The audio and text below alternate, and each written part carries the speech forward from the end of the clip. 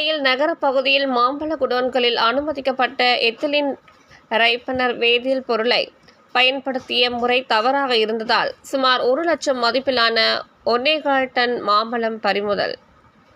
உணவு பாதுகாப்புத்துறை மாவட்ட நியமன அலுவலர் ராமகிருஷ்ணன் தலைமையில் 12 பேர் கொண்ட குழுவினர் அதிரடி சோதனையால் பரபரப்பு. திருவண்ணாமலை நகர பகுதியில் பழக்கடைகளில் மாம்பழத்தை செயற்கை முறையில் பழுக்க வைப்பதாக உணவு பாதுகாப்புத்துறைக்கு தகவல் வந்ததை தொடர்ந்து உணவு பாதுகாப்புத்துறை மாவட்ட நியமன அலுவலர் ராமகிருஷ்ணன் தலைமையில் 12 பேர் கொண்ட குழுவினர் தேரடி வீதி, உடுப்பி ஓட்டல், சந்து உள்ளிட்ட பகுதிகளில் உள்ள சுமார் 10க்கும் மேற்பட்ட கடைகளில் சோதனை மேற்கொண்டனர்.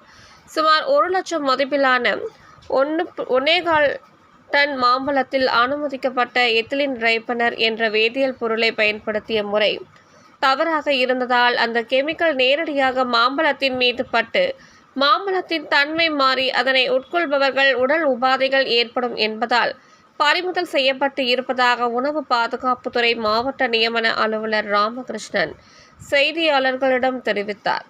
மேலும் அவர் தெரிவிக்கையில், அனுமதிக்கப்பட்ட எத்திலீன் ரைப்பனர் வேதியியலை சோப்பு டப்பாவில் போட்டு பழுக்க வைக்க அறிவுறுத்தப்பட்டிருந்ததாகவும், ஆனால் நேரடியாக பயன்படுத்துவதனால் அது மாம்பழத்தின் தன்மை மாறி மனிதர்கள் உட்கொள்ளும் போது உடல் உபாதையை ஏற்படுத்தும் என்று தெரிவித்தார். தீபமலையார் செய்திகளுக்காக தலைமை ஆசிரியர் வி. மூர்த்தியுடன் செய்தி வாசிப்பாளர் வித்யா.